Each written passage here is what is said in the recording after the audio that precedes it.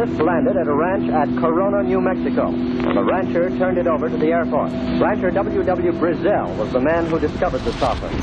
What I thought was a star began coming in my direction at a very rapid rate of speed.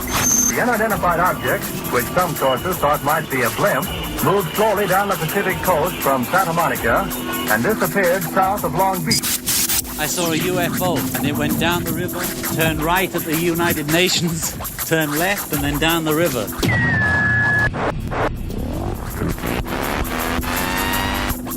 UFO Classified. UFO Classified. No more plausible deniability.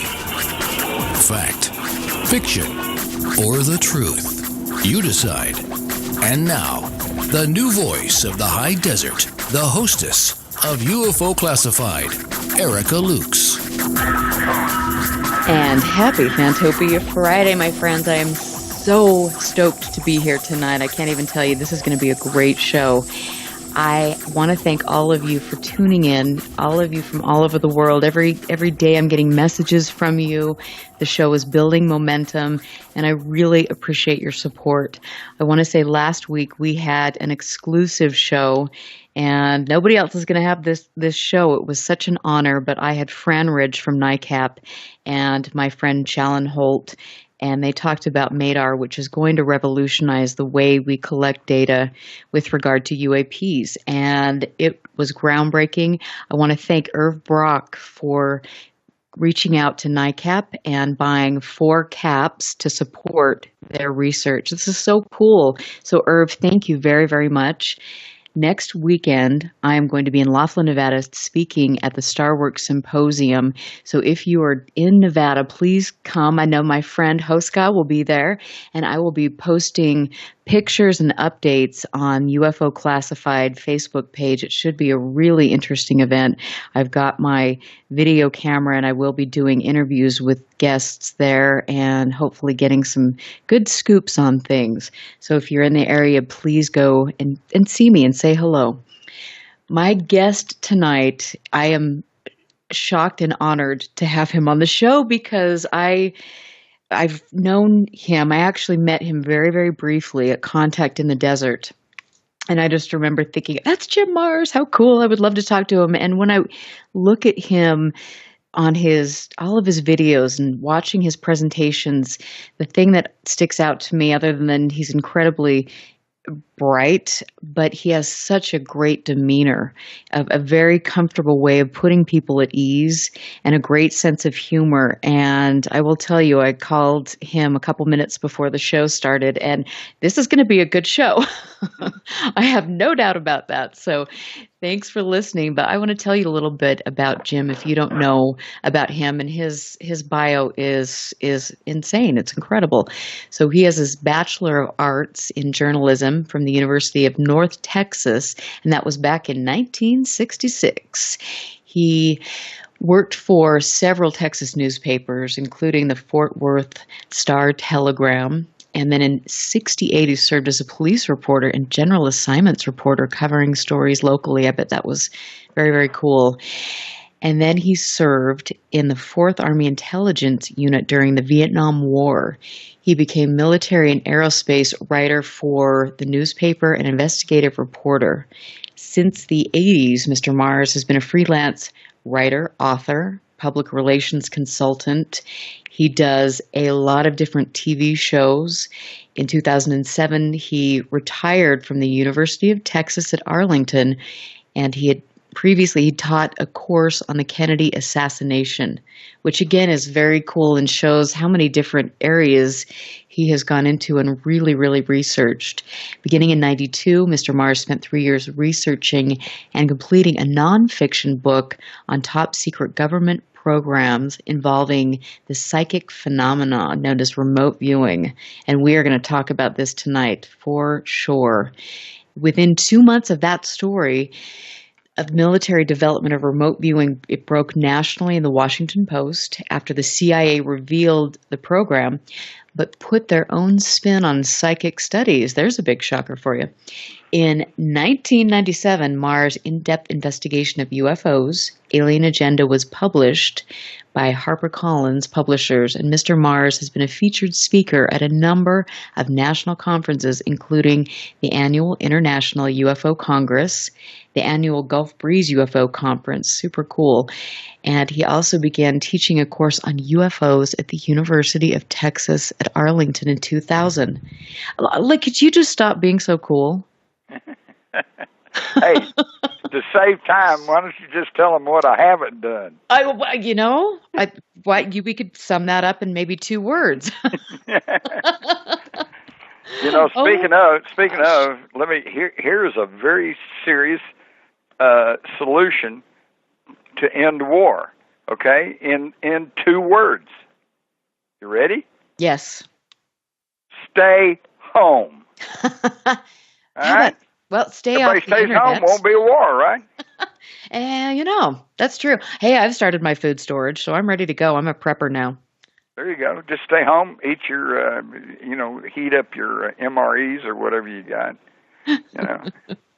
Couldn't be any worse than the processed food that they're killing us with right now. You realize when I was a kid, even going to the Safeway, we were mostly eating locally produced organic food. And that's why we were all healthy. All the little kids in my neighborhood running all around, in the heat of the Texas sun, and they just with just shorts on and tops for the little girls, of course, and get brown as a beetle nut, run all around. Nobody was sick. Nobody got, everybody was great. We had exercise, and that's because there wasn't any TV and there wasn't any, all this competition for your time. But right. We ran around, we ate natural foods, we got lots of exercise in, and, my grandmother lived to be 102.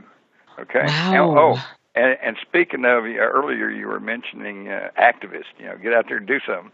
I have a photograph of her marching in 1915 in East Texas, in Marshall, Texas, in a suffragette parade. How cool is that? Is that cool? She was already onto it, man. Get that vote for the women's. Oh my gosh! Do you have that photo anywhere that we can see? I got it. I got it framed and on the hall wall. That is I really thought cool. that was really cool. But then I guess, though, I come from a whole line of dissenters. There were some old maid aunts of mine that tracked the Mars family back through me and my father and his father and grandfather, and on back to a John and William Mars of Virginia. And their name was Mar. And they were the sons of the Earl of Mar in Scotland. And when the American Revolution broke out, according to this account, they did not want to get their father in trouble with the British Crown, so they changed their name to Mars, M-A-R-R-S, and they joined the revolutionaries, the rebels. Okay. And then my great-grandfather served as a doctor in the Southern Confederacy, so I guess I just come from a long line of rebels. I never would have guessed that. No, I'm sure that would snuck right up on you. I know, I'm quick. I'm really quick. It's frightening, actually. Erica, you got a great sense of humor. This is fun. This is fun. I know. Well, like I said, the whole thing, everything's all a big cosmic joke anyway, so you might as well just get a laugh out of it while you can. Exactly. The sad and trying times are hard enough, so... And that's exactly it. And I just think that humor is an important part. It's something that I teach. I have a Pilates studio and I teach yoga and different types of movement. And it's so important for people to laugh. And no matter how serious things are, you have to just take a moment and just enjoy that moment. Exactly. And it's not only healthy for you psychically, and psychologically, but it's also, they've shown it's healthy for you physically. You do what your body will do well and help fend off disease and problems if you have a little humor, if you add some humor to the mix. And it's important too, especially the more that I delve into the topics that I'm researching and things. I mean, sometimes I will go to bed and just think, why am I doing this. This is frightening. I'm scared out of my freaking mind. And but you gotta soldier on, right? You do, because, absolutely. What I run across is that, hey, maybe you shouldn't be doing this, but then I go, wait a minute, if I don't do it, who's going to do it? You know? That's kind of like my book, Rule by Secrecy, which I've had so many compliments on. People say, and I'm still hearing from people, I was at that big convention last weekend, people just come up to me and say, I can't even watch the news in the same way anymore after reading your books, and I think it's true, because once you pull back the green curtain and you see who's actually running everything and what their plans are and what the way they look at things, then it does. The whole picture shifts, it's really interesting. It is really interesting, and I think that it's especially in times like we are living through right now. I mean, to see the way the media deals with things. I know. Hey, just the other day I was reading one of the mainstream magazines here, okay, and they said Putin, the dictator of Russia, wait, what? He was elected, fairly and squarely, apparently, and from what I can tell, most of the people in Russia really like Putin, okay, and he certainly presents a more manly image to the world than who, and who's who? Inquiring minds want to know. Well, so how do they get that? I know a lot of people here in Texas think Obama is the dictator of America, but you don't ever see him write Obama, the dictator of America. Fox News. That's just, that's not reporting, and that's not journalism. That's just propagandizing. Okay. Exactly. And I think that and that brings up a great point. I mean, I know that I turn on the 5 o'clock news and I want to get an update on what's taking place. But when I had to deal with some things that were going on here that really were important to me, and I could see that there was corruption, and I watched the way the media dealt with it. It was very disturbing, because it's like they're going to be right there for the first 10 seconds, and if they have to dig and get to the truth, they're on to the next story. Exactly. That's why I say, and I'm telling everybody with a straight face, I was trained in journalism. I committed to be a journalist in college. I never joined young Republicans or young Democrats because I didn't want to be identified with any particular side. I was going to do my best to be an objective journalist and try to tell the truth, okay? And it's not there anymore. There is no journalism in this country. Forget it. There is corporate advertising delivery systems, and if you happen to get a little truthful information in there, just so much the better for you. And that is so frightening. And on Rule by Secrecy, okay, that's actually I kind of went off on a tangerine here, but the reason for Rule by Secrecy is because I sat around for a number of years saying, boy, I wish somebody would write a book and explain about these secret societies. Are they real? Are they not real? Who's in them? What do they want? Where did they come from? Should we be afraid of them, or are they maybe working for our benefit? What about it? I wish somebody would write a book about that. And I looked around, nobody's doing it, so I said, well, guess I'm going to have to do it, and I did.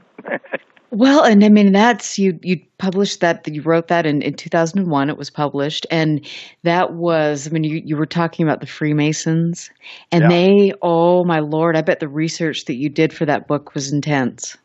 It was very intense, and the fact is all the stuff I put in that book, and by the way, as I recall, seems like that was before I was really on the computer, and going, and you got Google and everything, you got all this stuff, search engines, and you got things right at your fingertips.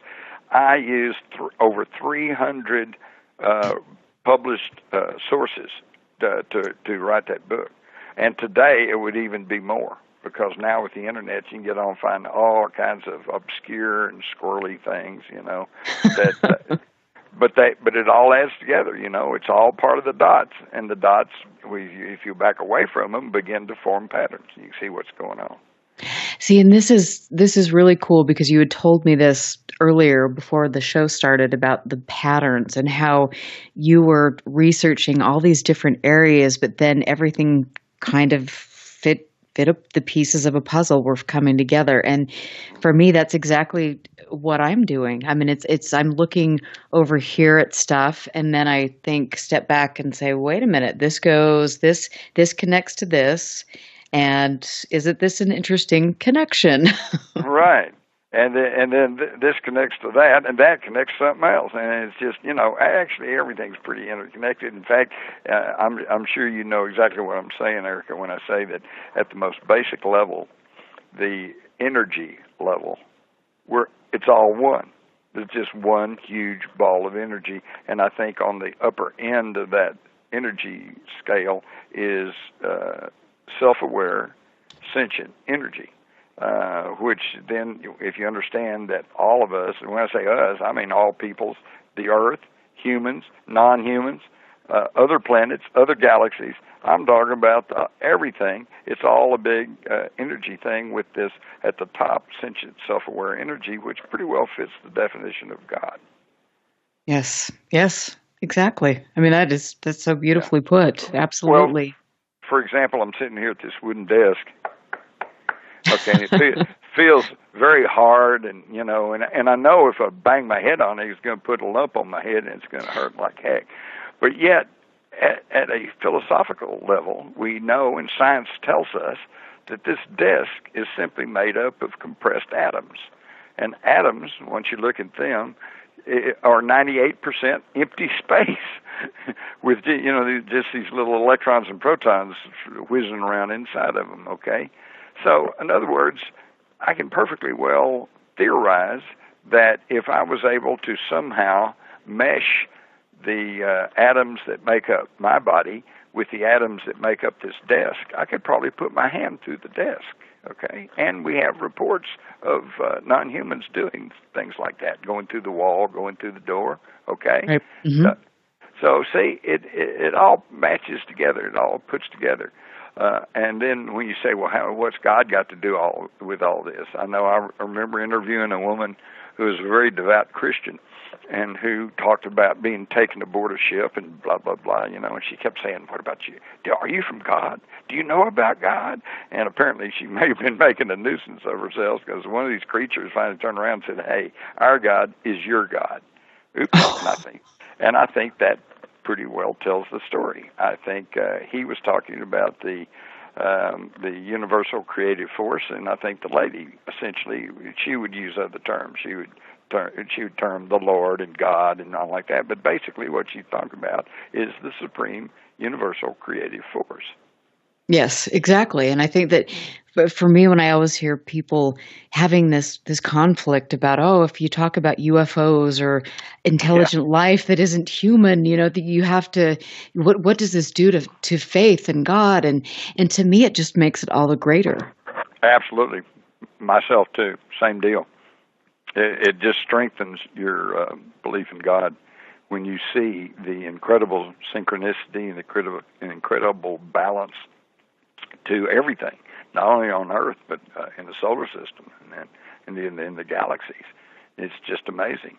But there are even people, though, now worrying about a threat from space, Stephen Hawking has now publicly warned that maybe we shouldn't be telling everybody in the universe, sending out all these CD radio signals, which I always laugh at because, why would we think they got primitive electromagnetic radio communications anyway? They exactly. Got to have something better than that. But in fact, one of my favorite cartoons shows a Carl Sagan-looking character sitting at a radio. On the side of it says SETI, S-E-T-I, the search for extraterrestrial intelligence. And he says, nothing on this channel. Let's try another frequency. Okay. Meanwhile, behind him, there's a big window, and out the window we see a flying saucer picking up a cow and making a crop circle and, grabbing people, all this stuff. And it's so true. It's so true. We're so limited. Most of us are so limited in, in the scope of what we know about and can think about. But the thing that got Stephen Hawking going, though, was I think he was referring to the Voyager 1 and Voyager 2, which were launched in 1977 oddly enough, Voyager 2 was launched 16 days before Voyager 1. Maybe they had to top off on jet fuel or something. I don't know. But but what's funny is both those craft now are outside of our solar system. They are the farthest man-made object, ever. It's as far as it's ever gone. And as far as I know, they're still operating. They're still Voyager 1, of course, was the one that I think it got slowed down also because it made near pass of Jupiter and Saturn, and we gained a lot of information that we knew from that. And then Voyager 2 just kept going on to the outer planets, and I think it's out the Kuiper Belt now. But what's funny is on Voyager 2 is a golden disk, and on there is it shows a drawing of a human male and a human female, and then it's got kind of a map showing where the Earth is, almost a road map, and I think that's what's causing the concern. But also on there is sounds from the Earth. To include tribal chants and, of course, the music masters like Beethoven and Chopin. But what's wild is they also got Chuck Berry playing Johnny Be Good. Well, that's a good thing, I have to say. I guess it's like a good thing, but what would an alien civilization, that might be 1,000 years ahead of us and evolution and in technology, and they pick up this little signal from space, and they're able to translate this disc, and it's Johnny Be Good, Chuck Berry. I'm just wondering, are they going to think we got to quarantine these folks, or are they going to think, hey, they're going to say, hey, they were onto something. That's it. I'm thinking, hey, rock and roll, all right, Because I lived through all that too when Elvis first came out, and everybody's going, "Oh man, what's this crazy guy doing, jumping all around?" The next thing you know, he's the king. Well, you know what? My mother actually saw one of his concerts, and she said, "Yeah, he was pretty much the king." I gotta love Elvis, I really do. Oh yeah, well, okay, I'm going to tell you, I saw Elvis before he was the king. Back when he was like. Kind of cute, really handsome. Yeah. Oh, yeah. Well, this was what, I don't know, 1956 or 7, whenever. I can't remember. He and I was with some older guys, and we went to Panther Hall here in Fort Worth. And back then, they weren't carding like they do now. They weren't as strict. And I just kind of wandered in with them. Well, they were older. They went off to chase the girls, and I just went up and was watching this country western band. And they had this guy singing for them, and I got to admit, about all I really remember is thinking, boy, that kid sure moves around a lot. And about a year later, that kid recorded a record called Heartbreak Hotel. Oh, you are, what a great experience. And on that note, we've got to take a quick break, but we've got a lot more to talk about. Thanks, everyone, for listening and getting in the chat room. Susan, UFO author, Wayne, all of my peeps are there, and I love you guys. We are going to take a break. We will be right back.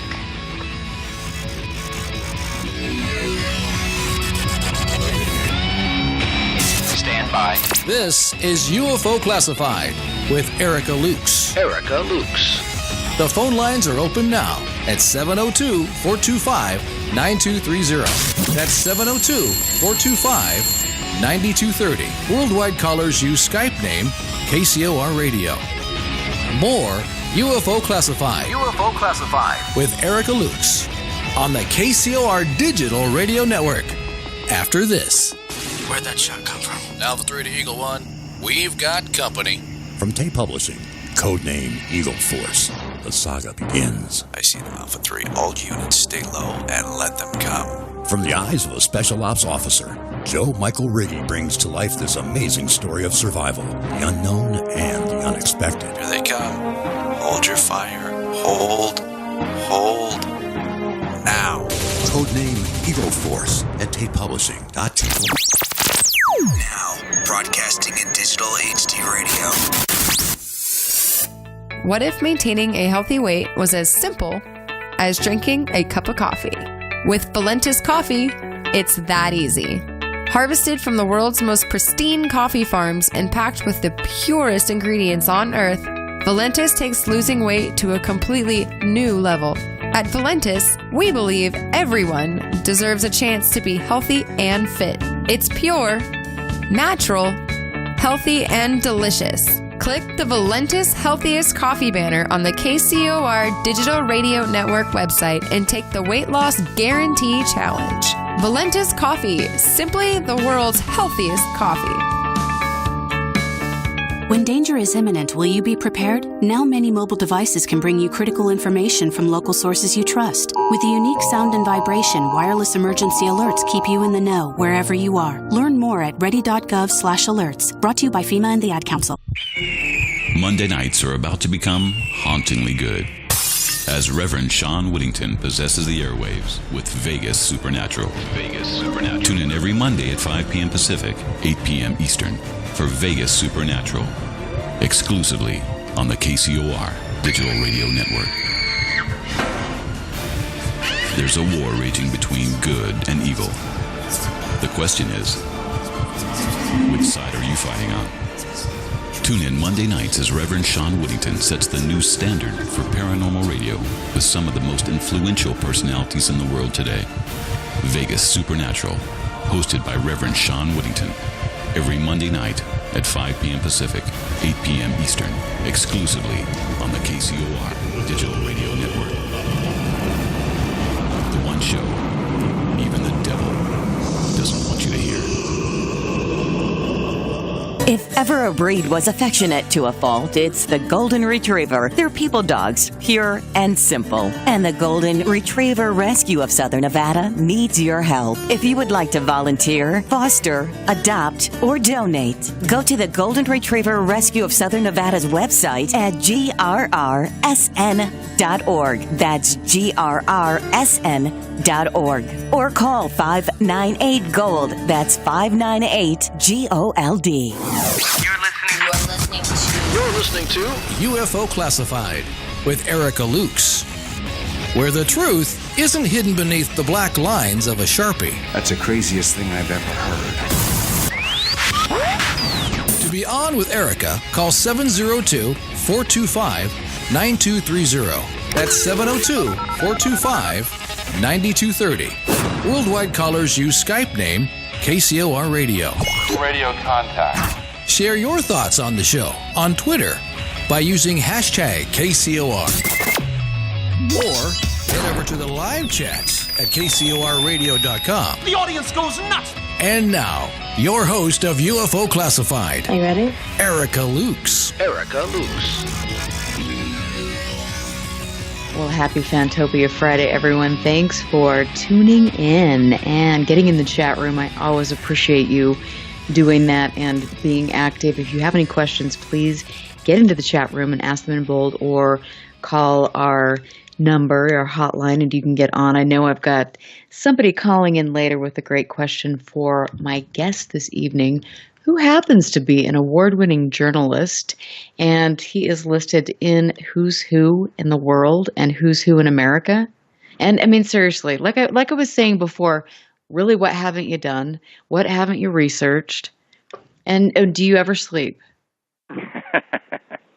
Well, it's funny, as I get older, I don't seem to need as much sleep as I did when I was younger. I'm not, except maybe because in the middle of the afternoon, if I don't watch it, I nod off. but then a good nap's probably good for everybody. I mean, the Hispanics learned that years ago. That's why they have siesta time, you know. But before we get off of Voyager 1 and 2, that reminded me, I wanted to tell you about. I was a avid science fiction reader way back, probably into the 40s, and certainly in the 50s and in the 60s. And I read all the greats, Heinlein and Isaac Asimov, Ray Bradbury, all those guys. And L. Ron Hubbard was quite a noted science fiction author at that time. And actually, he had been writing pulps all the way back into the 30s. And I remember reading a bunch of those. But based on this, the fact that Voyager 1 and 2 was out there, in the early 80s, wrote a book called Battlefield Earth. And it's really kind of phenomenon and kind of interesting how that some of these science fiction writers could see really the trends and could see where things are going. And in Hubbard's book Battlefield Earth, it's not like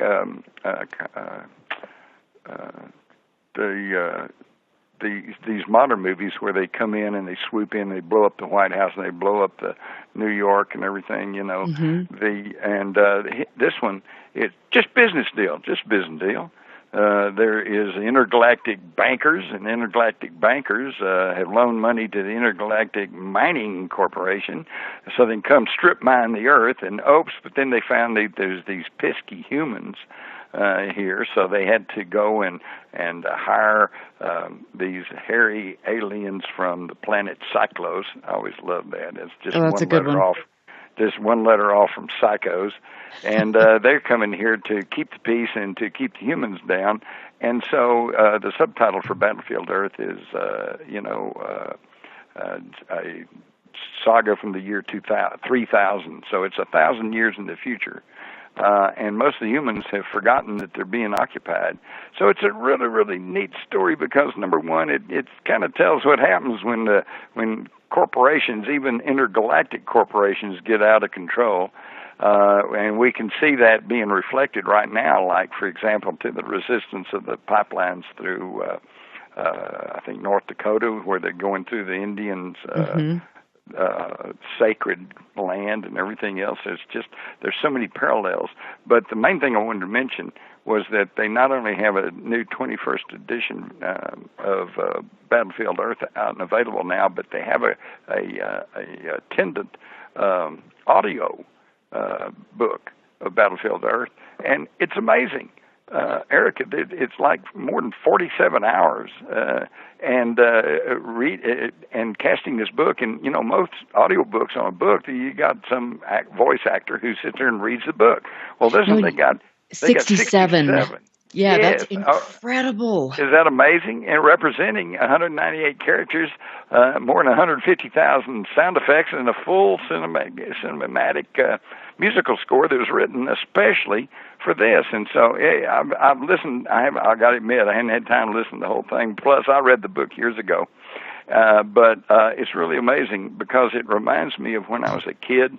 And this was pre-TV. Yes, folks, there were people who were alive when there was no TV, okay? And what I would do, I remember at night, I think I was supposed to be going to bed, but I'd lay there in the dark. I had a little radio next to my bed, and I'd turn on the radio, and I'd listen to those radio dramas like The Shadow and Gangbusters and Gunsmoke. Gunsmoke was on radio before James Arness ever played Marshall Dillon on TV. Wow. And you would lay there in the dark, and the people would go, "I see the sheriff coming." "All right, man, break it up." You know, blah, blah, blah. All these different voices and sound effects, and you could see it in your mind, okay? You could see it all in your mind. And so when I see what they've done with Battlefield Earth, I'm just going, wow, that's so cool. Because now I call it a movie of the mind. You could probably lay there in the dark, just listen to it, and then form your own picture of what everything looks like. Now, how different is that from the TV, which is very passive? You just sit there, and then they show you everything and just tell you everything. And, of course, then your question is, are they telling me the truth, or are they not? Well, and we've really lost in this. I mean, you bring up a really great point about the fact that we've lost that ability to imagine. Yes. And that is so important. I mean, how often do we just unplug and get away from our devices and go sit outside or read a book and then put things together? And it's just we've lost that intuitive connection with other human beings, and we've lost our creative ability. And it's to me, it's a kind of a sad state that we're in right now. It's very sad. And I'll tell you, this little thing just blew me away. I was on a flight one time, and I was sitting next to this very, very nicely dressed, obviously a professional woman. In fact, she ended up telling me that she had worked for some computer company, very dressed professionally, in a business suit. And we got to talking about all kinds of things, and we talked about UFOs, and we talked about aliens, and we were having a really, really nice conversation. And she suddenly turned to me and said, "Can I ask you something seriously?" And I said, "Yeah." She said, "Are vampires real?" Blink. I couldn't believe it. So see, not only are we losing our creativeness and the idea to imagine some things, but we're being sold, on the other hand, so much stuff through the media that now it's getting difficult to tell, the real from the unreal. Right.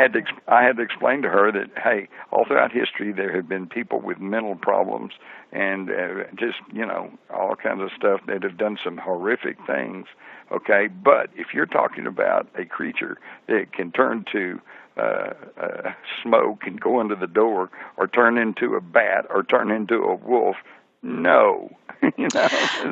But you know what? I have to say that I have been, I live up in Skinwalker Ranch territory, 2 hours away.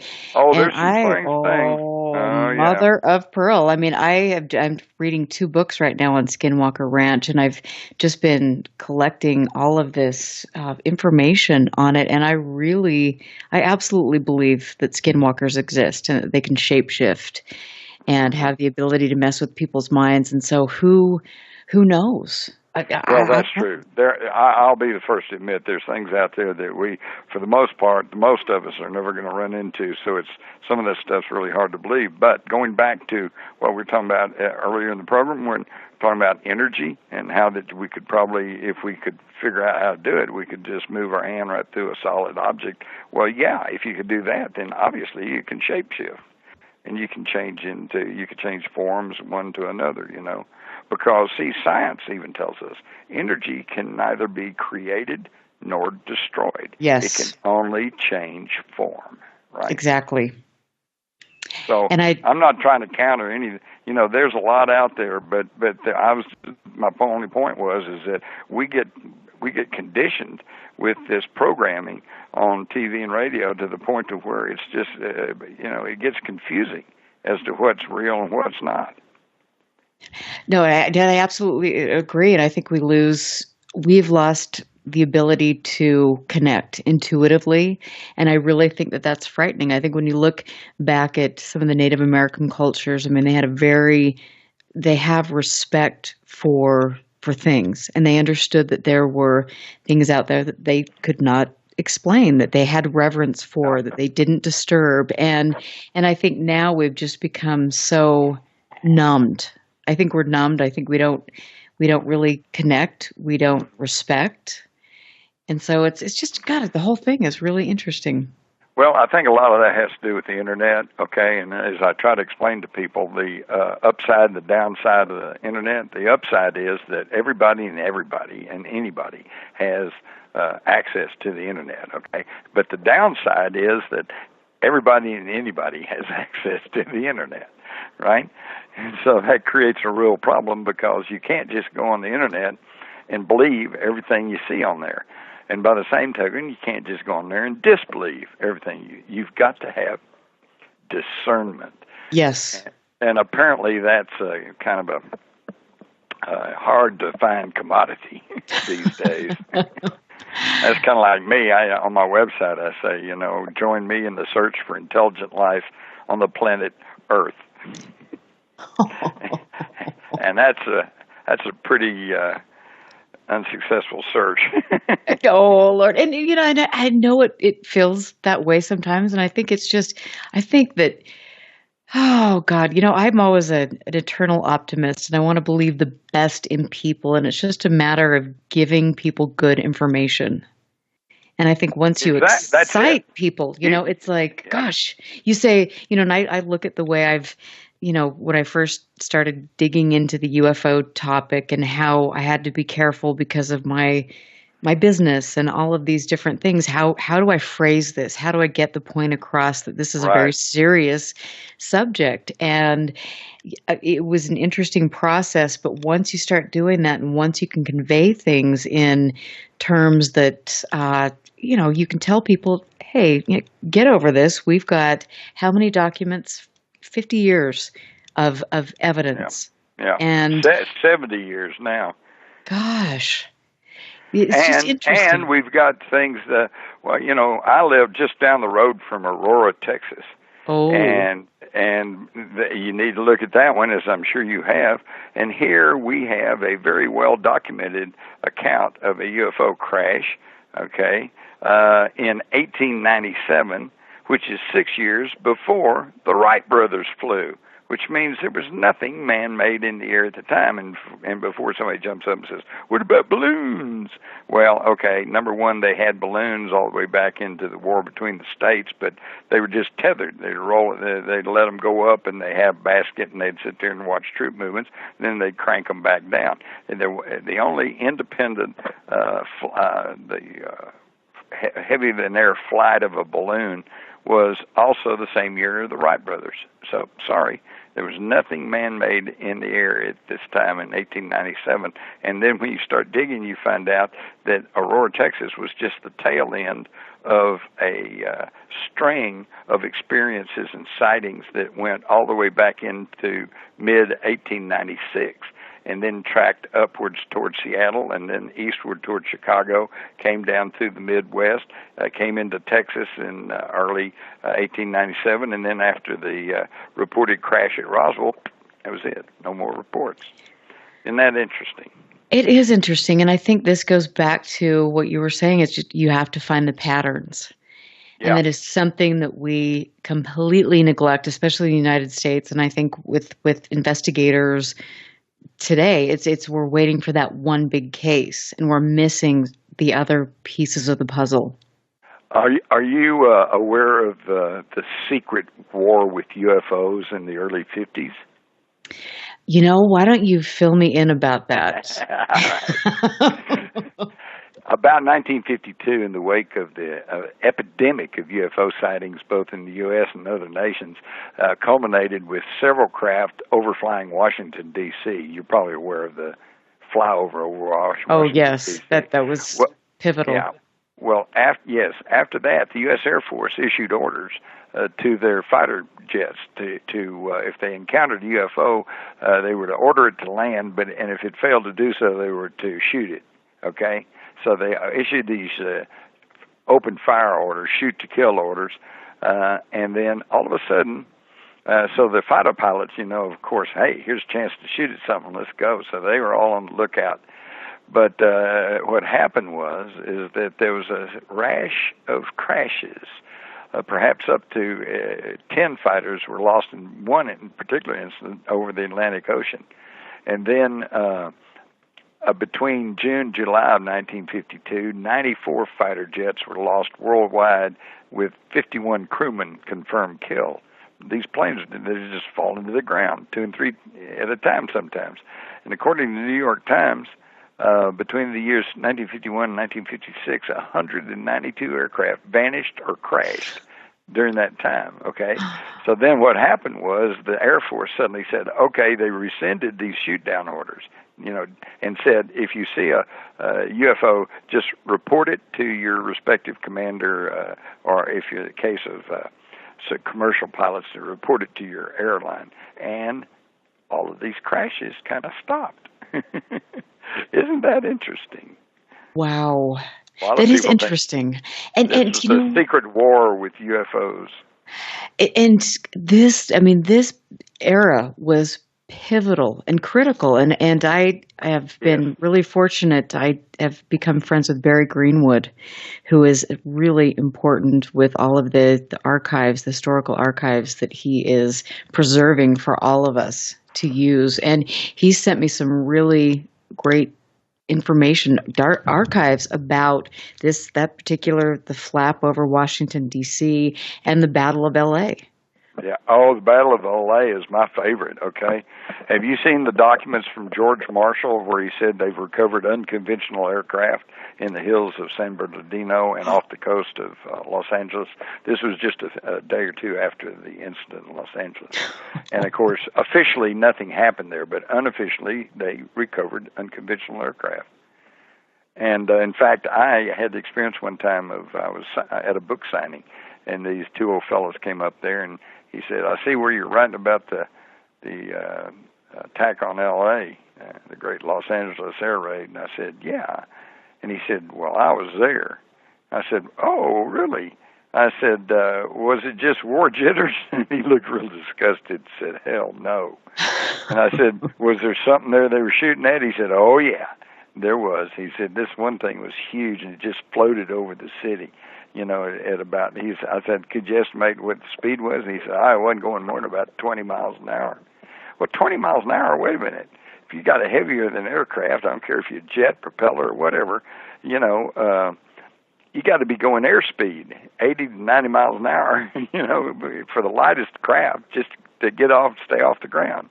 There's nothing we have that can travel in the air on its own power and go 20 miles an hour. That's why planes have to slow down before they land.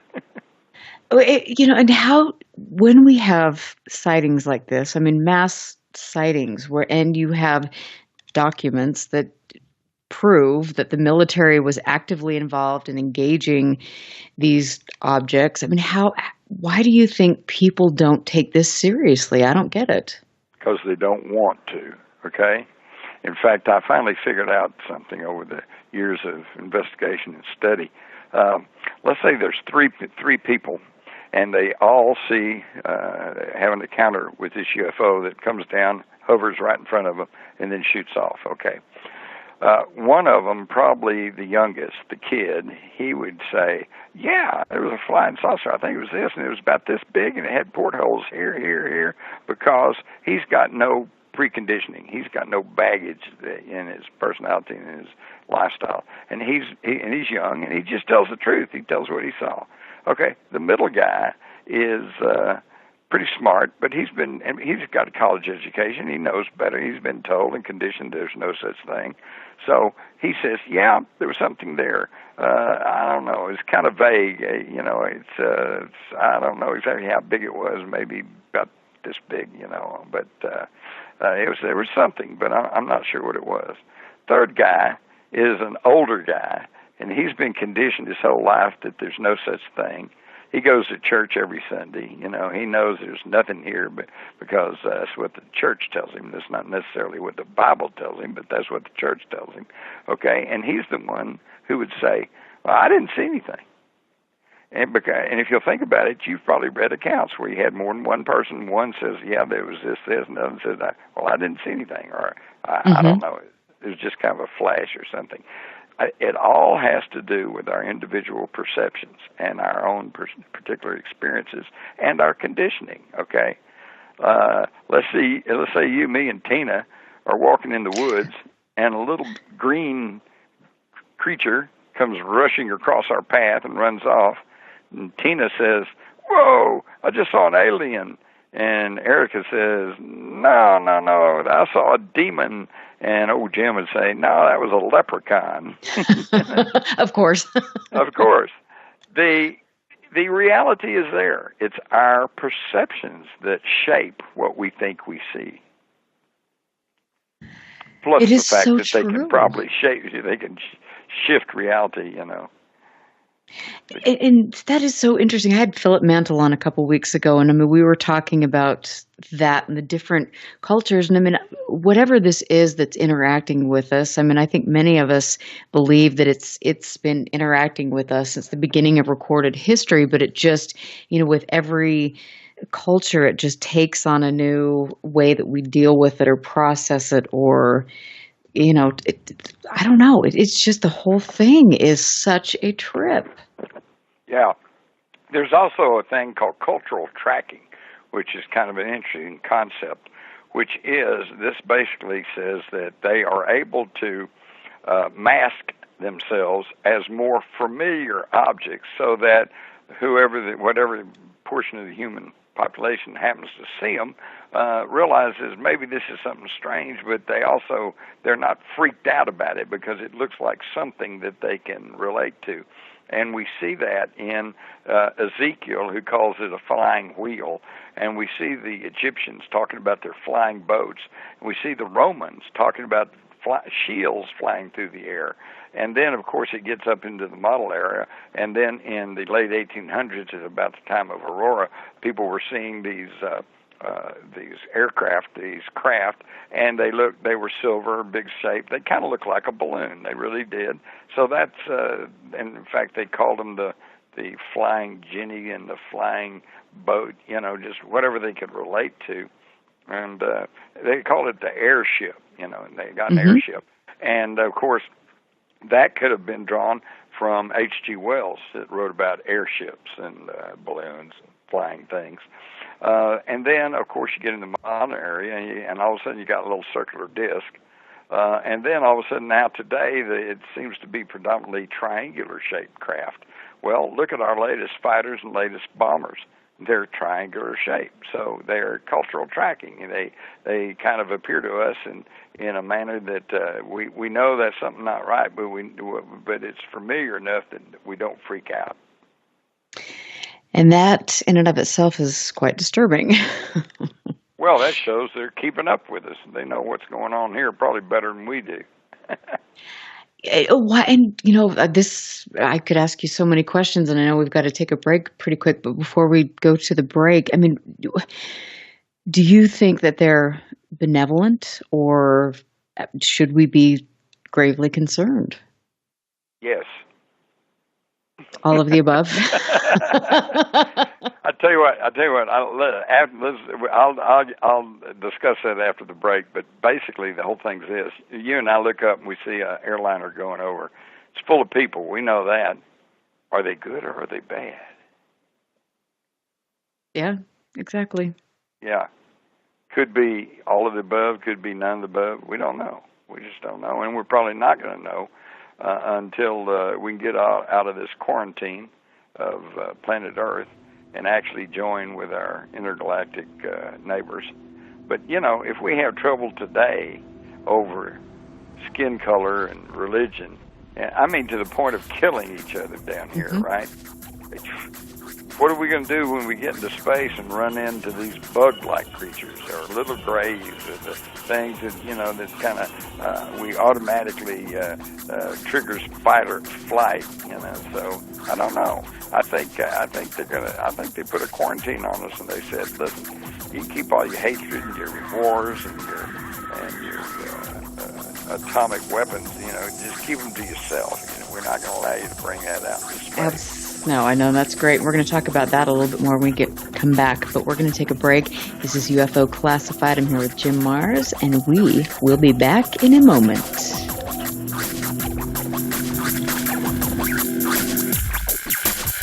Listen very carefully. This is Houston. Say again, please. Houston, we've had a problem. This is UFO Classified, live every Friday night, 4 p.m. Pacific, 7 p.m. Eastern, exclusively on the KCOR Digital Radio Network. The truth is out there, just waiting to be discovered. And now, if you will, accompany me on a journey to the future. For more information on the host of UFO Classified, Erica Lukes, upcoming guests, as well as links to the past shows, visit her website at UFOclassified.com. UFO Classified. UFO Classified. This is KCOR Las Vegas, home of the Digital Radio Network, broadcasting from a shack just south of Area 51. Wait, that doesn't exist. This is the KCOR Digital Radio Network. Now for the news. Now, broadcasting in digital HD radio. The disc landed at a ranch at Corona, New Mexico. The rancher turned it over to the Air Force. Rancher W.W. Brazell was the man who discovered the saucer. What I thought was a star began coming in my direction at a very rapid rate of speed. The unidentified object, which some sources thought might be a blimp, moved slowly down the Pacific coast from Santa Monica and disappeared south of Long Beach. I saw a UFO, and it went down the river, turned right at the United Nations, turned left, and then down the river.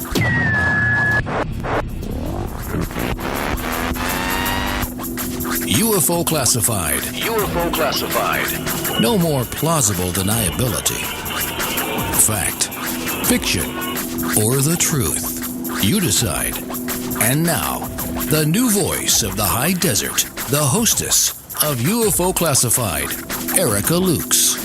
Welcome back, and Happy Fantopia Friday. I'm Erica Lukes, and it is always a pleasure to be here with my friends from all over the world. I can't tell you how much you all mean to me, and I want to give a shout out to my wonderful producer, Tina Marie, who kind of she keeps up with me, and God bless her, she's an amazing woman, and she runs a very tight ship. I am happy to be on KCOR because this is very professional, and I appreciate that because I believe we need to have a level of professionalism in this field and ethics and all of that stuff, which I know we will get there. We're going to do that. My guest this evening is a wonderful, intelligent, award-winning journalist. He's just a really cool guy, and we've been having so much fun. But Jim Marrs has researched and written books on a lot of different subjects. He has a book about the psychic story, or the true story of Americans' psychic warfare program. My Lord, and I want to talk about this in remote viewing. Jim Marrs is incredible. So if you can get out and hear him speak, I would definitely recommend that, because his personality and the way he engages people is unlike anybody else I've ever seen. And Jim, my Lord, where do we go? Where do you want to go? Well, lots of pathways here in the jungle. You know, there is, and we were talking about the cultural tracking and different things, which is disturbing. But, when I kind of left off and you answered the one-word answer. Oh, yeah. About, should we be concerned about this? I wouldn't be too concerned, at least not about somebody coming and the Death Star shows up and blows up the Earth or something. I don't think so. And I'll tell you why. Because, as you well know, when you look at the broad view of the UFO issue, you realize that this goes all the way back to pre-biblical times. I'd already mentioned the flying shields of the Romans, and and then you've got the gods of Egypt. You've got the Sumerian gods, the Anunnaki, which translates as those who came from the heavens, landed on the earth, all the way back. And so, see, they've been here all along. And if that's the case, as history seems to dictate, then why would they wait until now, when we have space flight capabilities and laser weaponry and all like that? Why with space stations? Why would they wait till now? They could have attacked us any time back through the past history, when all we had to protect ourselves with would have been bows and arrows or spears. So no, I don't think we have to worry about an imminent invasion from space. But I'll tell you what we might need to worry about is a false flag invasion from space. In other words, these people who are constantly trying to build up the war machine, keep us in a war, fight with every other country in the world that somehow, for whatever reason, disagrees with us on something. Okay? And these same people who have generated so many false flag attacks, such as 9/11, that I think there is a danger that if it looks like their little apple cart of profit and power is going to be overturned, they've actually codified that in with the report in 1962, the report from Iron Mountain. It's absolutely amazing. They actually pretty well put it down in writing. This was something that was done with Henry Kissinger and others. In fact, this is so serious and so dangerous about what they're writing about, because not only are they talking about we could initiate a phony threat from space just to get everybody to go along with our program, but also they're talking about instituting a modern form of slavery. And when I'm reading that, they're planning this back in 1962, and then I see so many people today who probably fall into the category of wage slave, right? You're up, 8 to 5 every day, and all you can do is try to keep paying on your bills, which never seem to go down. But in this special study group in the 1960s, they concluded that, and I'm reading directly from their report, credibility, in fact, lies at the heart of the problem of developing a political substitute for war. This is where the space race proposals, in many ways so well suited as economic substitutes for war, fall short. The most ambitious and unrealistic space project cannot of itself generate a believable external menace.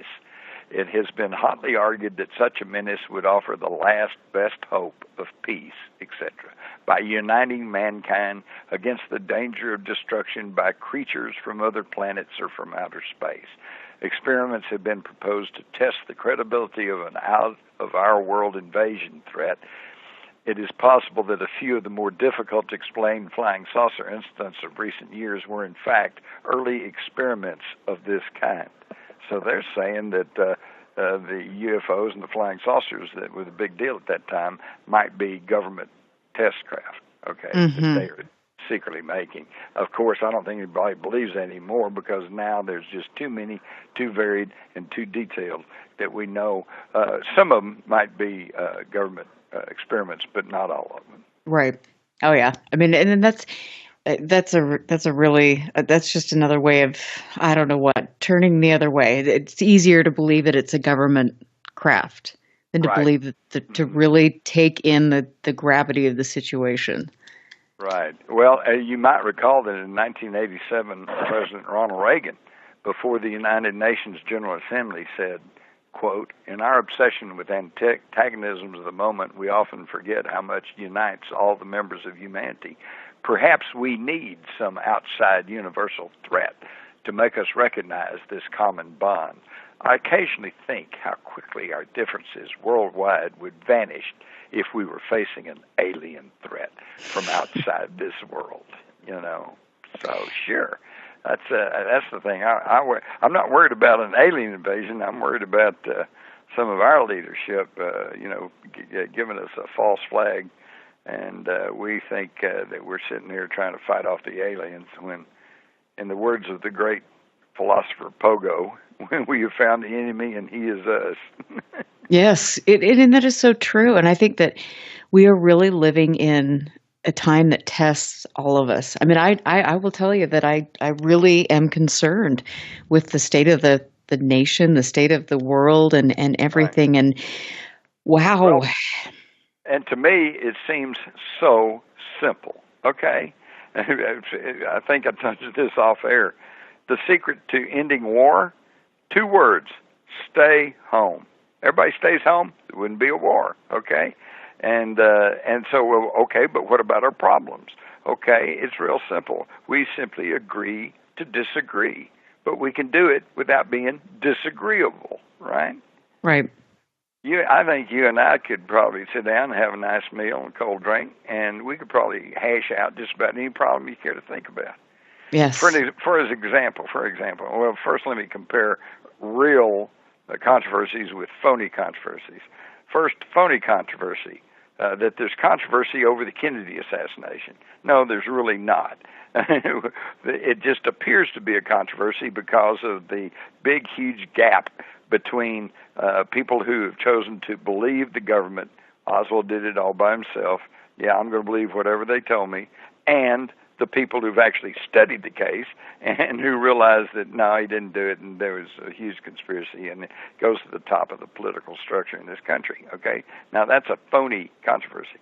A legitimate controversy is that over abortion. And that's because what I've found that there's almost an equal number of thoughtful, educated, knowledgeable people, caring people on both sides of that argument, and they simply cannot agree, okay? They can't agree when life begins. They can't agree when the fetus is too far, is so far advanced that it can be differentiated between that and a frog fetus or a cow fetus.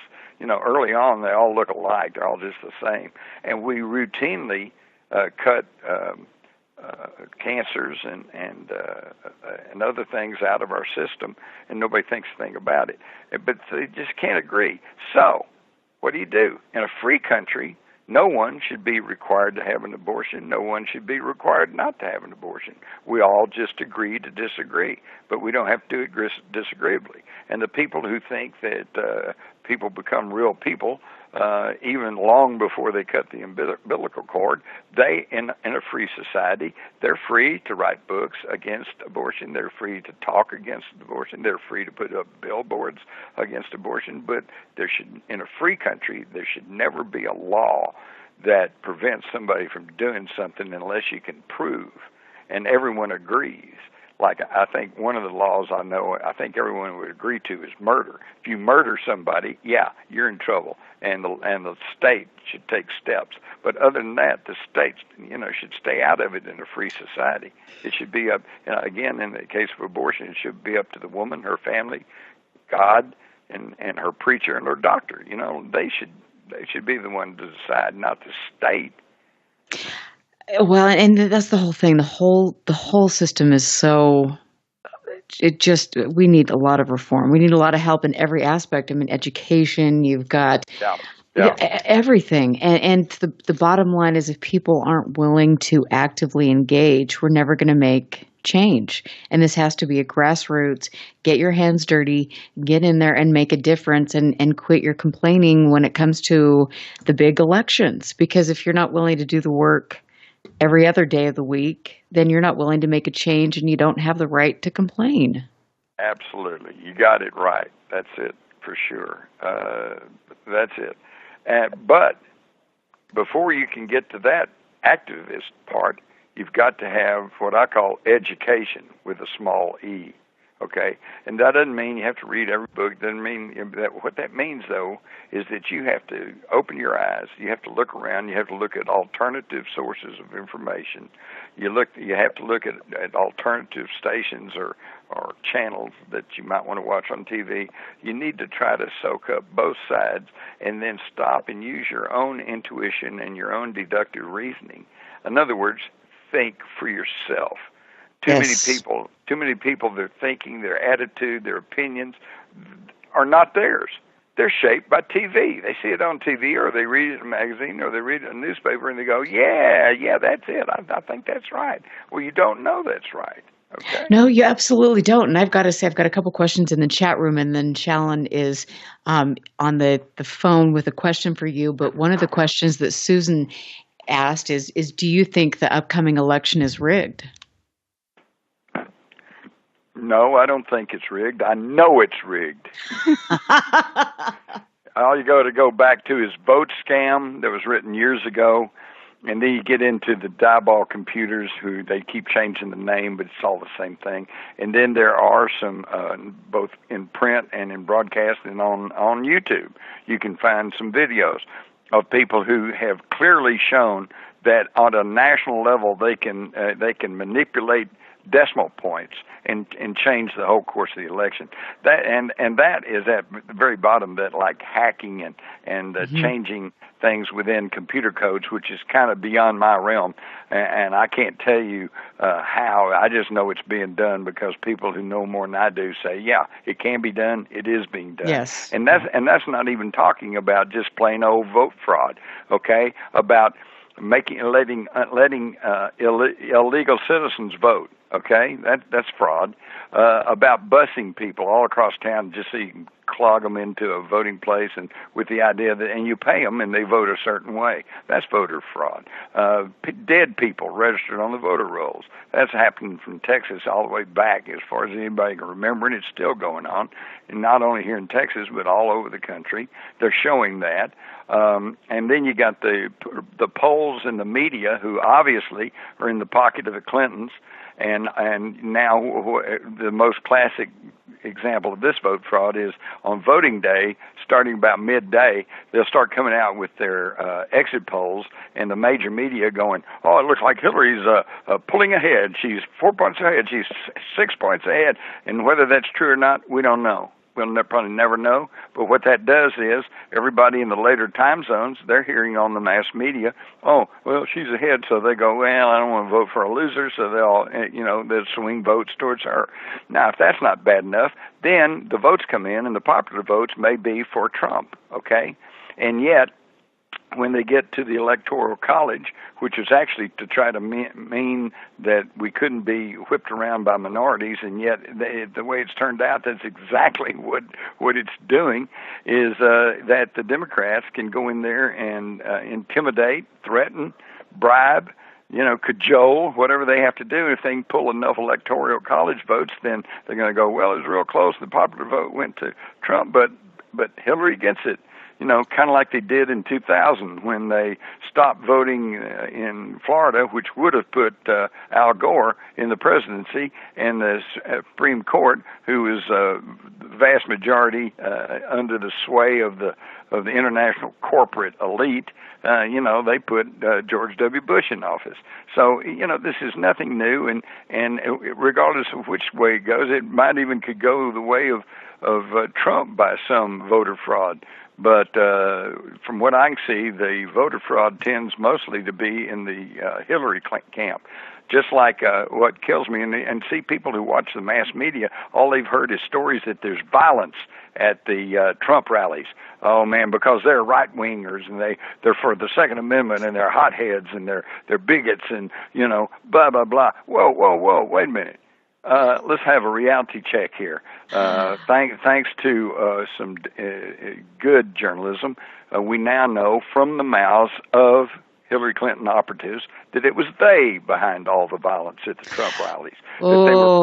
They were paying people to go there and start trouble. That's true, but I do have to say, I really feel that I think that Trump is a nasty human being, and I'm not going to deny you that. And as a woman, to have somebody like that who degrades people continually and degrades women, and also and handicapped people. I mean, he is not a good role model for my child. He's not a good role model for the country, and I think we're in a really bad situation. Neither of them should be in charge of the country. Well, I'm not even going to argue with you because, I don't know the guy, and I don't know what's in his heart. I just know that, he's got some boorish behavior. But then, number one, you got to understand, he hasn't had years and years of professional conditioning and training how to be a good politician, how to smile and look sincere and lie. God. He hasn't had all that. He's pretty rough. Okay. Well, he's just had a lot of time in the tanning salon, is what he's had. Well, yeah, there's that too. But hey, all right, now come on, be honest with me here. When you're off with some of your girlfriends, don't you talk about the men? Don't you say, that guy, he's a hunk, or man, don't go with him, he's a wimp. Don't you talk, huh? Come on.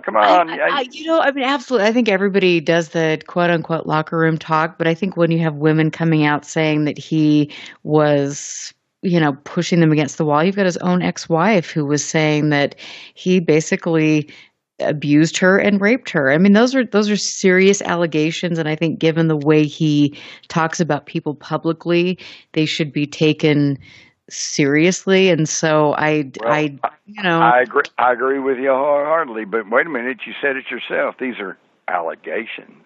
Okay, has anything been proven? Not that I know of.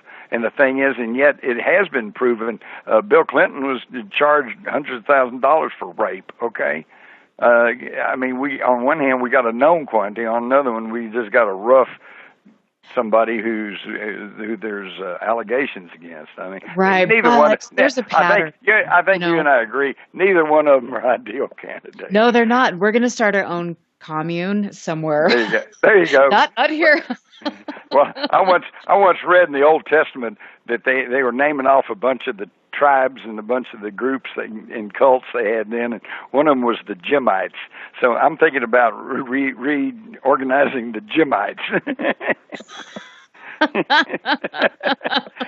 You want to be the head queen of the Jimites? I will be a queen. Absolutely. I don't know. It's interesting, but I think the bottom line is, though, we can have differing political opinions and still at the end of the day, you and I are thoughtful enough that we can agree that,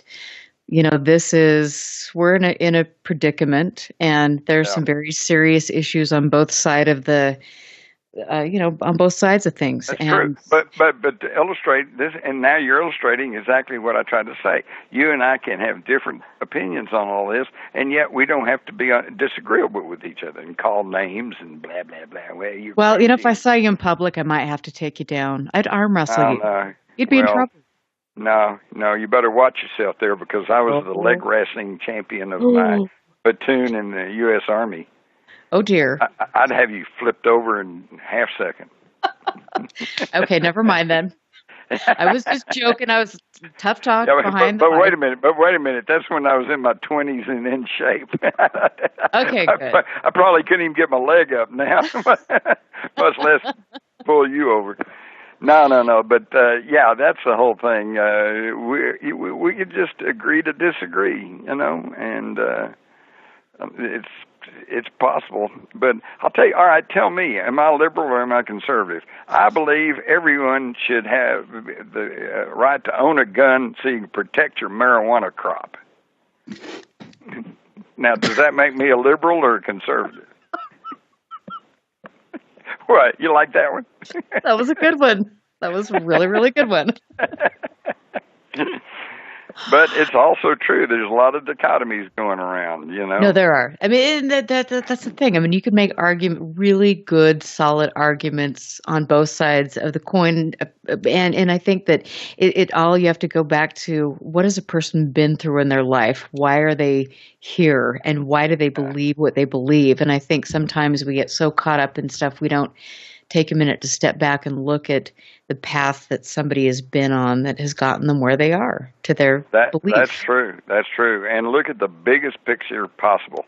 I think Trump made some points with me in a speech in Florida here, I think just maybe a week ago, where he said, our campaign is an existential threat to the establishment.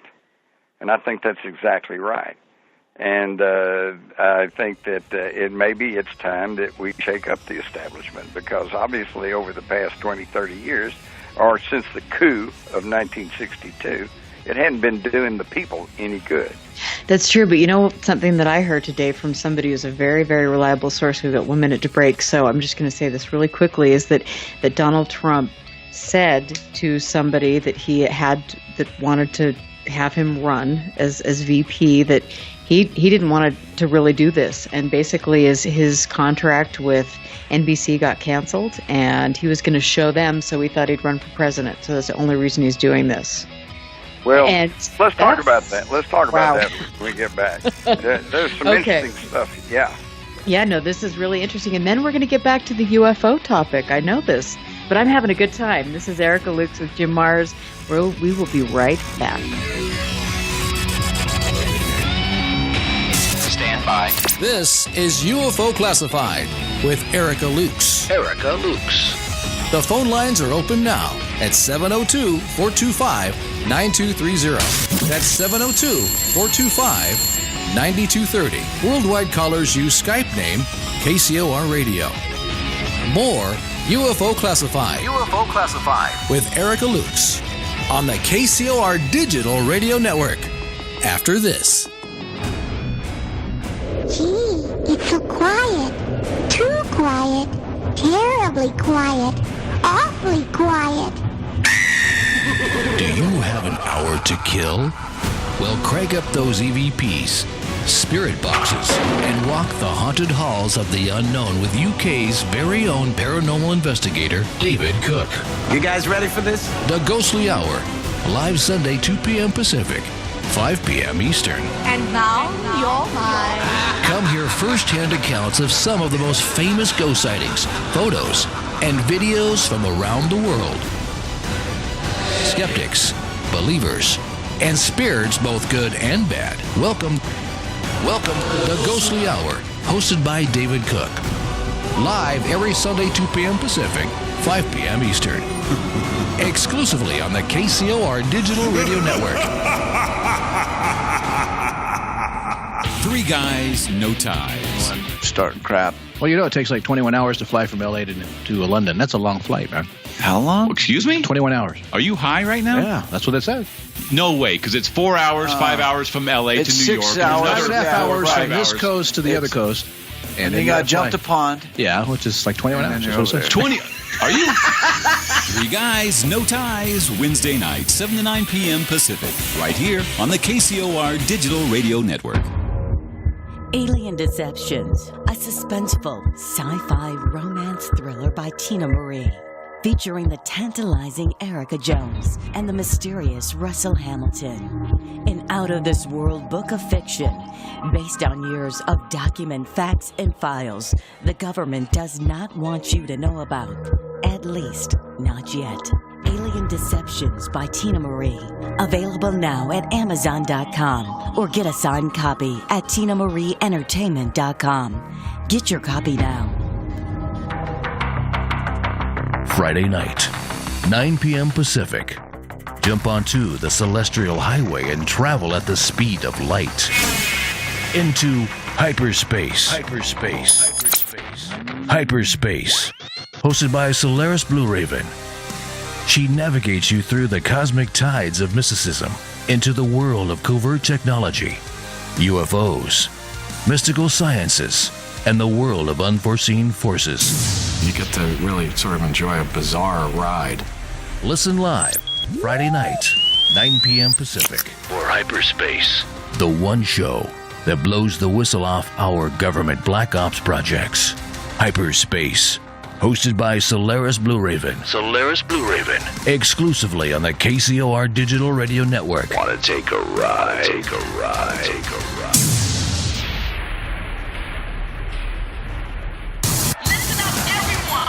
This is the world-famous KCOR. That's the only station I listen to.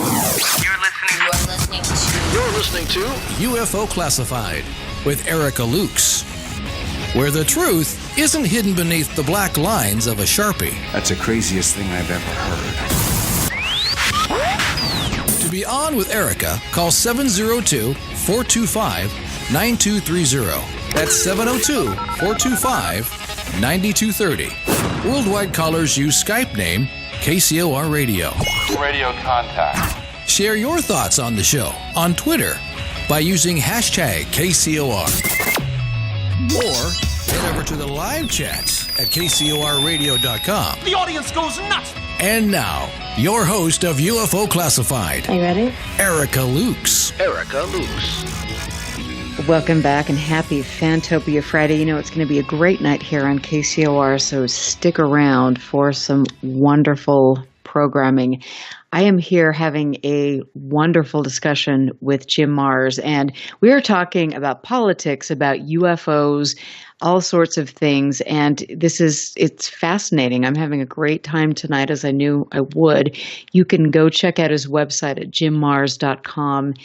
Get one of his many wonderful books. And I have to say that I really want to talk a little bit about remote viewing and things, but I know that we've got a guest caller that is one of my friends and somebody who was on the show last week and somebody I'm really proud to know. Challen Holt is on the line and he has a question for you. So Challen, are you there? Yeah, I'm here. Can you hear me? I can, and thank you for being so patient. Oh, no, it's fine. It's fine. It's been great. Hey, Jim, how are you doing? Well, I'm lovely. If you have a question, as we say in the JFK research community, shoot. All right. I've only got one shot, right? That's it. Oh, dear. Right. Oh, dear. You guys are killing me. No, Okay, we'll give him a follow-up, I'm sure. Okay. Actually, I'm going to start with a few things. Going back to earlier in the show where you guys were talking about the aspects of perspection, perspective ability that I have grown to know as an investigator in this field for many years. You will have different perspectives from people, and you were dead on by saying this person is a witness to what you've seen, but that person's seen something else. And there's just a perspective thing that they obviously show to us that will be changed for that individual person. And that I have found with multiple witnesses in UFO cases for a long time. For me to get that out into a report and make people understand how their perspective changed has been very difficult. And that's so true. Yeah, it's difficult for a lot of people to talk about, but I think what you're saying here is that people who have these experiences get their perceptions changed, right? Well, yes, and their perception versus the person that was still with them. And when you say, well, this person sees something and then the other person sees something else, but they're both there together. Yeah. And there's just a difference in their interview statements. And you're going, okay, are we still talking about the same thing? And do we, at that point, take them very serious? Because it's very hard for us as investigators to go, well, two people at the same time seeing two different things. Is this a serious report? And as an investigator, how hard that has become to differentiate between the stories and take it seriously and still write your report. Right. It's but hard. Hey, what I try to do, have you tried this? Is to amalgamate these accounts. In other words, mush them all together, find out where the consistency are, and then where the inconsistencies are. And if you will kind of put all those consistencies together, then you get a more clear picture of what it actually was. Yes, and that's where a good investigator, comes into play. If you know how to do that without being obvious, because it's very, sometimes people can read and they're like, oh my God, are you testing me? Yeah. Well, no, I'm not really testing you. I'm just trying to figure out the differences in the story here. And I think that, there's so much more to being a good researcher, a good investigator than we even know or than we're taught in MUFON or any other organization. I mean, you really have to be a psychologist to understand how people, are communicating, how they process information, because, the way a person that's standing next to me observing something truly traumatic and the way I am processing that and communicating that is completely different. And Dr. Richard Haynes wrote a great book called Observing UFOs that talks about people, witnesses who have different experiences. And some people decide that, they have this moment and then it's so profound and they can deal with it and they're going to become researchers and break ground. And then other people, it's this cognitive dissonance. And so it's fascinating, but we need to know that there's more than just writing down a report. There's a lot that goes into this. Well, I ran into this and had to deal with this early on as a police reporter. You go out to the scene of the automobile crash, and let's say there's 10 witnesses. So you go around and talk to the 10 witnesses, and often you almost get what sounds like 10 different stories, right? But then what you have to do is you have to synthesize all that. And if say 9 out of the 10 said the black car ran through the stop sign and hit the red car, okay, then you could pretty well take that to the bank. If the majority of them all are consistent, then you can consider that maybe the reality, and everything else is just, could be their position and how they saw things, when they looked up, all kinds of different variables. Absolutely. And that's kind of where I was going with that. I caught the part of the conversation and thought to myself, the perspective and the single witness view is all you have to go by. And when you have more than one witness and their statements are just a little bit different, you got to go to the details. And, Erica, you wanted to talk about remote viewing. The same thing in remote viewing. They never counted on just one viewer seeing one thing. The way that they approached more and better accuracy was to send 4, 5, 6, 7, 8 viewers out to view the same target, and then coordinate and consolidate their input and their data. And if they all agreed that there's a tree that was kind of purple or something, well, then you can figure that they were seeing a purple tree. But otherwise, you just got all this conflicting data. And I think the caller, obviously, is going to make a great investigator. That's true. Well, and I think also, I have to say that Challen, it rocks it out. He's one of my good friends. And I have to tell you, Jim, that he was on our show last week with Fran Ridge from NICAP. And, Fran is incredible. And these two have been doing some groundbreaking work with regard to collecting UFO data, UAP data. So I'm excited, and I will have to hook you guys up off the air so you guys can talk. Hey, listen, I apologize for going off topic, but do you mind if I ask my question now? I guess so, only because it's you, though. Thank you. Now, Jim, I do this with anyone that I can think of that's been around, someone that I've always looked up to. By the way, I have been following your research for years and love hearing you discuss so well your topics, and you're so knowledgeable with what you do. I have to ask the question, if you had to speak in front of 30 new wannabe, and when I say wannabe, people that are serious about getting into this field of research, if you had a choice and you could talk about the very first thing that you would even give to anyone that wanted to be a new UFO researcher in this field, where would you send them in today's world? And what would you talk about? My first admonition to anyone who wants to get into the UFO field, in fact, actually, this would hold true for probably any field you want to care to think about, is don't trust anyone. Okay? Don't trust anyone. Don't trust me. Don't trust Erica. Don't trust you. Come on. You have to get broad-based in your education with a small e. And you have to look at all sides. You have to look at all, and then you have to do deductive reasoning, and you have to, and perhaps, even a little count on your own intuition a little bit. Okay, and if you will simply follow things and keep peeling back the onion, don't settle for the top skin. Don't settle for the first account or the official, especially the official account, because all you have to do is look back and you find that more often than not the official account is wrong. Okay, so just don't trust anyone. And in fact, that what was it?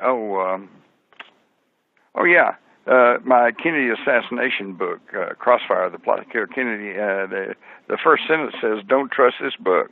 Okay, don't trust me. Don't trust anybody. Study the facts and the data and the information, and then start making up your own mind. But now you have to keep digging, because if you only read, say, 1 or 2 or 3 books on any topic, and you think, well, I know all there is to know. Well, no, you don't, because there may be 300 or 400 books out there that give you all kinds of things. So what you have to do is, and I know everybody's going to say, and me too, I don't have time to read 300 books. Well, no, and I don't either, but hey, you can pick them up, read the jacket, read the reviews, skim through them, and get the idea, okay? Yeah, you know what I'm talking about. Oh, yeah.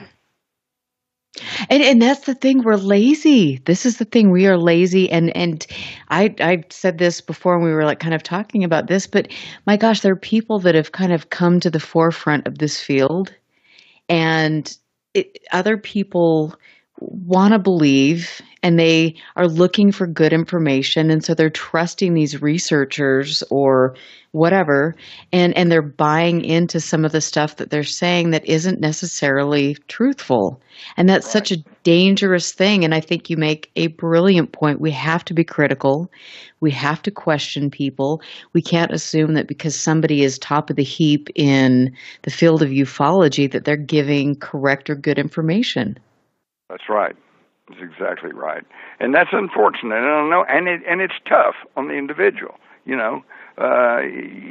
would be so much easier if we could just turn on the radio, turn on the TV, or read one book and say, oh, well, there it is. Wow. I'd like to think that I'm giving you that in all my books, but hey, I'll be the first one to tell you that in some of them, like Rise of the Fourth Reich, our occulted history, where I trace the ancient astronauts right up till today, that's not the end all.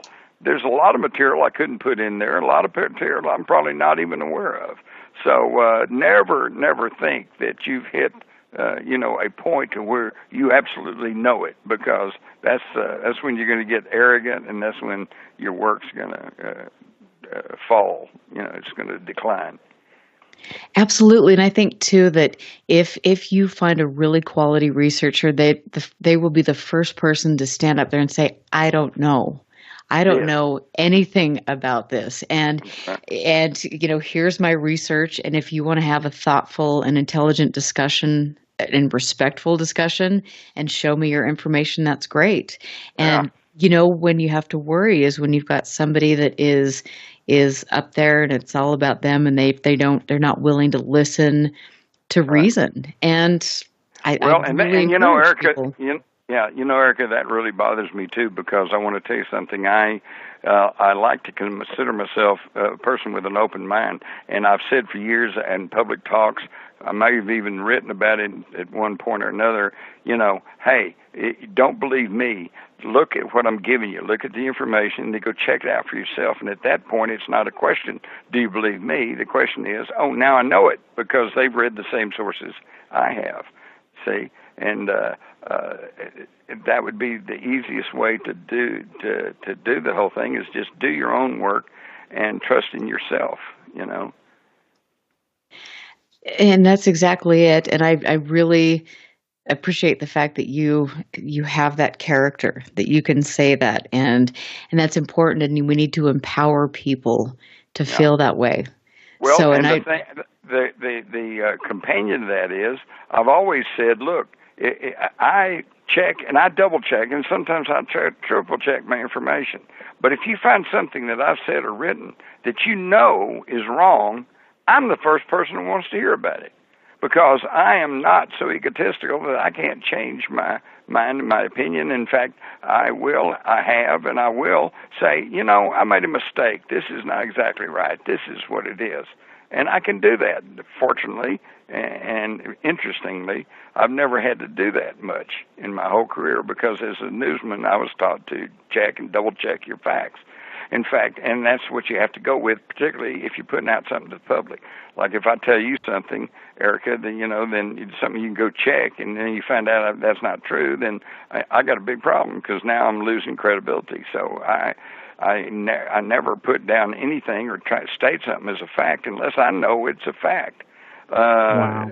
And if you know another fact, then, like you said, we can have a respectful conversation. If you can show me where I'm wrong, I'm big enough to say, hey, I'm wrong, okay? But I have to be the first to admit, Jim, it's very hard to find in this field, as the short, limited time I've been doing it now for a little less than 20 years, it's very hard to find people that me and Erica were just talking prior to the show this evening, to that very same fact, and that is admitting when you're wrong.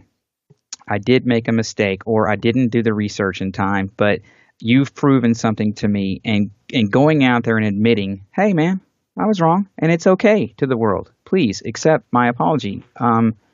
It's just very hard, and we're not seeing very much of that in this field, where people are so protective of their ego. And when you said you're not so egotistical, I can feel that. I know that. It's very hard to say that to people. I can accept when I'm wrong. But you were sincere in saying that, and that is what today's world needs. We do, and we're going to do that. This department. Yeah, really. No, absolutely. And I feel we've got we're a new generation, and we're coming into this. And Shellen, I know that you and I and many others in this field that have the same mindset are going to make some good change. And it's really cool to see somebody like Jim stand up and say, hey, great. I'm not going to be right all the time. And none of us are, because this is a new field. This is something that we are adventurous to go into. And I have to say that my hat is off to anybody that would even dare, look at this, or let alone talk in a public forum about this. But this is what we need, because these things are happening. I mean, we're moving at light speed with the information age, with the internet. We're moving at light speed now. Absolutely. You say you've been at it for 20 years, and I guess I've been at it since I finally figured it out, since about 1957, okay? Oh, my Lord. But, hey, let me tell you something. Things are changing, and things are looking up. And, see, I guarantee you may not even gone through the period like I have when, 20 years ago when I was on radio or talking to somebody in a public venue and say, you start talking about UFOs and aliens, they say, well, that guy's nuts. And I mean, Right. and in fact, I would be on talk shows and people would call in and say, "Get the guy off the air. He's talking about aliens and flying saucers. Get that guy. He doesn't know what he's talking about." And you know what? I don't get that anymore. And now Erica's got her show, and Right. And that's good. Yeah. And I just want to say, and Jim, because I've heard you talk in other interviews about how you have done such great research in other fields, but when you brought up the UFO topic for 7 or 8 years, you weren't even looked at. that's right. And that is my book Alien Agenda came out in 1997. Nobody wanted to hear about that. That was nuts. That was one of my only books that did not hit the New York Times bestseller list, because nobody wanted to talk about UFOs. But and then and especially then when I wrote about the ancient astronauts 20 years ago, nobody wanted to hear about that. They thought that was crazy talk until it comes on television. And now they have, the History Channel has Ancient Aliens, and apparently that's been a very successful show. Tons of people have tuned in to view that. Now they see for themselves these artifacts. They see for themselves these anomalies from all around the world. And now all of a sudden the ancient astronauts, that's a legitimate topic of conversation, In fact, it's amazing. Last weekend I was in San Francisco, or actually Santa Clara, I guess, for the very first Alien Con. Okay, and I didn't think there was going to be very many people there. That place was wall to wall. They didn't have enough room for everybody. Linda Howe, Nick Cook, and I were on a panel on Saturday afternoon, and they had us scheduled for one of their big meeting rooms, and they couldn't handle the crowd. They had to send the crowd into the exhibit hall, and the head count that I heard was 1,200 people. 1,200 people in this exhibit hall, all standing because there weren't any seats there. Oh, isn't that nice? Is that amazing? In fact, I quipped to them. I said, here's an idea for next year to cut down on all of this overcrowding. Next year, Alien Con is only going to be open to those who don't believe in aliens. But isn't that great, though? I mean, you're changing people's minds. It shows a sea change in public opinion. I'm not saying everybody out there now is a big UFO alien fan, but hey, at least you can stand up and talk about it without getting hooted down and booed down. Okay, this is a huge change that's taken place in the public perception. It absolutely is, and I feel we're in a really pivotal time with regard to this. And I have to ask you, because we're getting ready to close the show, but do you think that some of the CE5 contact groups, do you think that there is a conscious connection and you can actually communicate with these beings and Vector and Craft? Okay, I tell you in all honesty, I don't know. Nobody's contacted me, as far as I know, at least overtly. And as far as all of these number 5 contacts, I just don't know. I think they're sincere. I think they're real, and I think there is this contact. But now, the problem is the people receiving it are so wide and varied, and their attempts to tell the public or others their experience is so wide and varied, and there's apparently so many different non-humans involved that it's just impossible, I think, for us to get a clear view on what exactly is going on and what the agenda may be. And that is perfect. I mean, that's a perfect way to close things out. And I think the bottom line is, and both you and I would agree, that we need to work together and be respectful, be cohesive. And I mean, this is serious, and we need to respect each other's opinions, because I think that there is something much deeper, and the conscious connection needs to be looked at. That's one thing that when I was working with MUFON, I couldn't understand that people wouldn't want to look into this and accept the validity of that. Right. And oh my gosh, but we've got, seriously, you're going to be back for many more shows. Oh, okay. We didn't even talk about, my gosh, there's so much we didn't talk about. But, I know, so much we didn't even get into, but hey, let me leave you to this word, or especially to your listeners. Go check out my website, jimmars.com. And you can get books, you can get the DVDs, you can hear, I post a lot of articles and interesting stories that you probably are not going to see on the mainstream corporate media. And while you're at it, go check out BattlefieldEarth.com and check out this incredible story about how aliens have taken over the world and how we get it back. That is so wonderful, and I'm going to too. I mean, I'm fascinated by this, and I can't thank you for being. I had no idea that we were going to have this much fun. I had a good, I've always thought that you were incredible, and I loved your humor and just the way you are. My gosh, you're so intelligent. So thank you for being here and engaging and having a wonderful, wonderful 2 hours. Well, I thank you too, Erica. And I never did. Who was your friend that called in?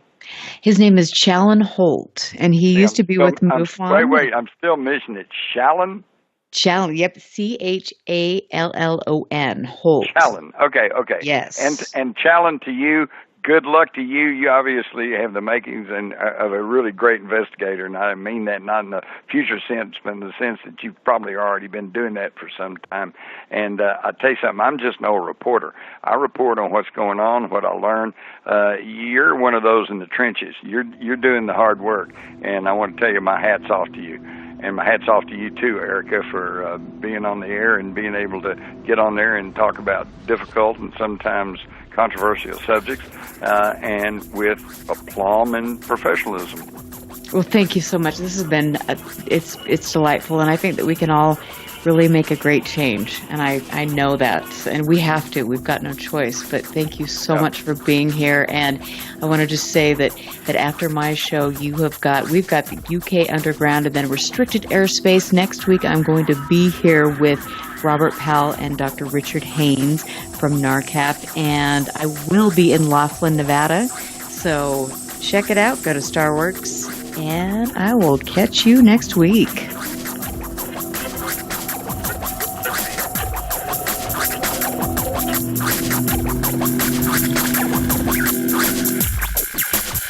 Listen very carefully. This is Houston. Say again, please.